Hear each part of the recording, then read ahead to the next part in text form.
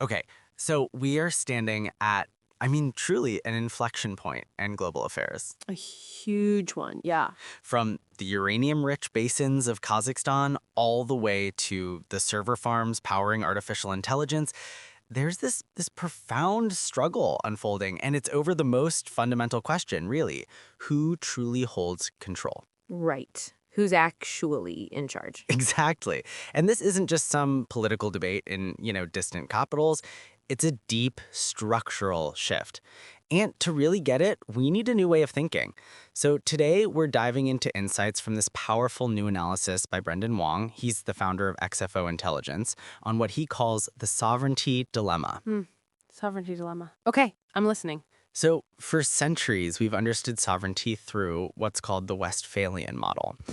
Picture a kingdom with high walls. The king has absolute authority inside those borders. Simple, clear, unimpeachable. Mhm. That's the textbook definition. Exactly. But today, those walls are cracking, and they're cracking under these three immense pressures. Brendan calls them the three great fractures. Okay. What are they? Okay, so first, there's the geographic fracture. Our borders, they're just not lines on a map anymore. You have cyber attacks, weaponized financial flows, disinformation campaigns. They just cross frontiers with total impunity. Wow. So a country can control its physical territory, but still get its power grid taken down from a server halfway across the world. Exactly. The battlefield has completely expanded. It's gone from land, sea, and air into the digital and informational realms. That's a huge shift. Okay, what's the second fracture?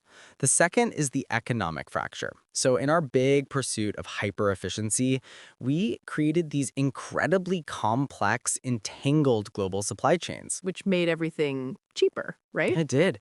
But it also made every nation dependent on others for the most critical goods. Uranium for nuclear power, semiconductors for all our tech, rare earth elements for clean energy. And as we've all seen recently, that deep interdependence is a glaring vulnerability. It sparks this frantic rush for resilience, but it can look a lot like old school protectionism. You nailed it. And that leads to the final one, the authority fracture.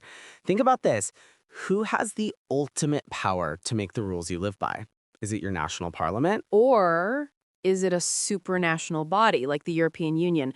Their regulations can just override national courts. Or, and this is the wild one, is it the terms of service of a tech giant in California that can regulate global speech and commerce more effectively than many governments can? Wow, so the very source of who's in charge has become ambiguous. Totally ambiguous.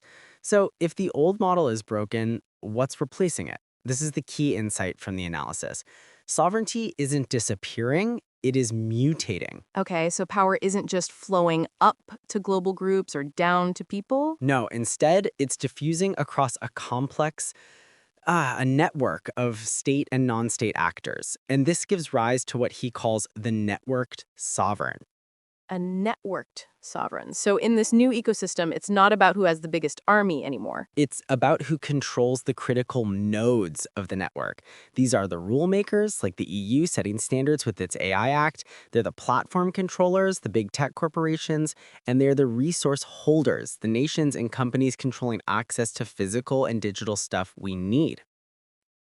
Which creates this huge paradox, right? If you try for absolute sovereignty, you just isolate yourself and become irrelevant. A direct path to poverty and irrelevance. But blind, unchecked interdependence is a path to extreme vulnerability. So what's the way forward? So the goal isn't total autonomy anymore. No, the goal is strategic interdependence.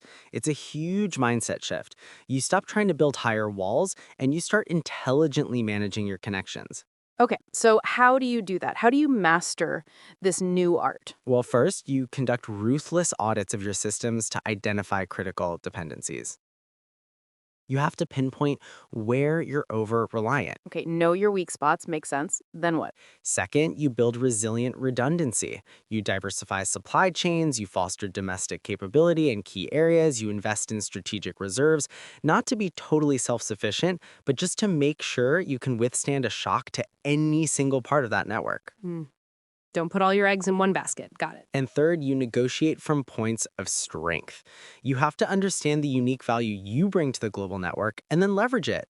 The whole global scramble for uranium right now is a perfect microcosm of this. Right. They're not trying to mine it all themselves. They're racing to lock in deals with reliable partners. They're practicing sovereign interdependence in real time. Exactly. The age of the monolithic, impregnable nation state is over.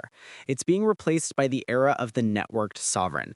And the winners will be those who get that in a connected world, true power isn't in isolation, it's in designing a portfolio of strong, resilient connections, and most importantly, retaining the ultimate choice over how and when to use them. That is a powerful framework. It really is, and this is just a glimpse. To explore the full analysis, I highly encourage everyone to read Brendan Wong's complete article, The Sovereignty Dilemma, on his blog. We'll leave a link for you in the show notes. Definitely worth a read.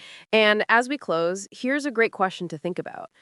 In your own industry or even your own life, who are the quiet network controllers, the rule makers, platform controllers, or resource holders that exert the most influence, often without ever being in the spotlight? Something to chew on. Great question.